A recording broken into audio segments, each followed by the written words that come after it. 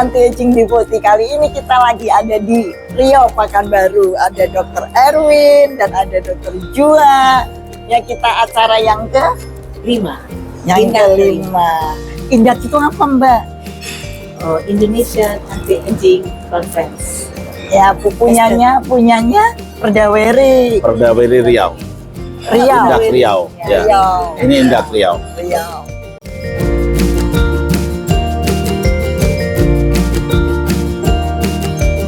Nah, yang cowok jawab.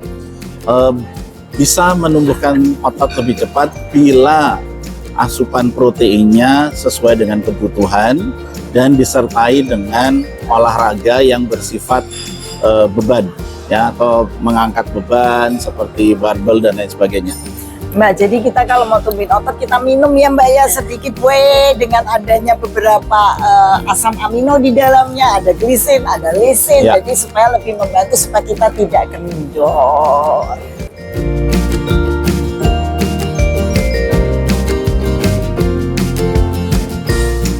Wah, pria lagi, gimana dong? Dia lagi. Ya, ya, jadi buat anak muda yang ingin mengkonsumsi whey untuk menambah otot atau untuk tujuan lain, tidak perlu khawatir asalkan kadar atau jumlah dari proteinnya tidak melebihi kebutuhan sehari-harinya. Aman ya Mbak, berarti kita nggak usah takut jadi madu. Wanita juga enggak, ya nggak ada, terbukti tidak ada.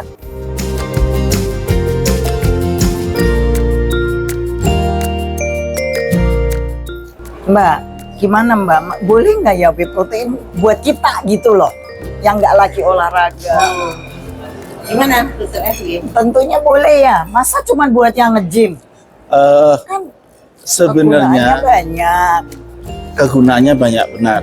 Jadi perempuan pun itu sebaiknya mengkonsumsi whey bila dia merasa bahwa ototnya terlalu kecil, ya, karena sekali lagi whey itu sangat berpengaruh pada otot, dan otot itu tidak boleh kurang. Kalau kurang terjadi yang namanya sarkopenia. Jadi ototnya kecil, mudah capek, mudah jatuh, ya, sehingga dengan mengkonsumsi whey untuk menambah asupan protein itu bisa menambah massa otot.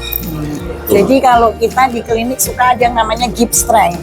Nah itu biasanya itu wanita-wanita itu kalau suruh begini tuh nggak kuat gitu ya. Jadi berat gitu. Makanya boleh untuk mengkonsumsi hal tersebut.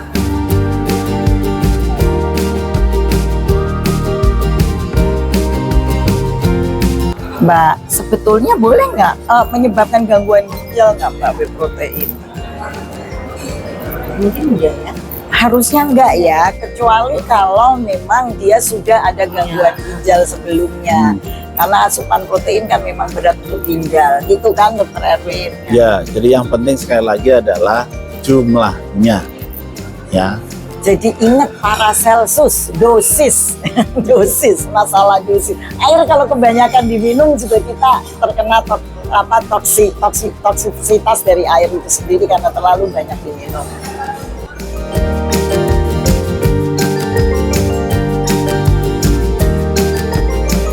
Nah loh, ini buat Mbak Jua.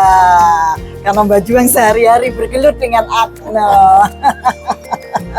Gimana Dr. Erwin? Kayaknya bisa dok, tapi saya nggak berpengalaman dalam bidang itu. Jadi kalau dari segi kecantikan mungkin ada pengaruh ya dok, hormonal atau apa jadi gitu. kita sering dapat ya pasien-pasien yang mungkin nge-gym gitu terus mulai dada, punggung, di sininya tuh tumbuh jerawat gitu ya. Dan kalau kita lihat, kita pelajarin gitu, memang si whey ini meningkatkan IGF-1. Ada sebum itu yang dapat mengakibatkan sebumnya lebih banyak. Mungkin dari situ, atau mungkin karena dia ke gym dan panas dan tersumbat keringat gitu ya.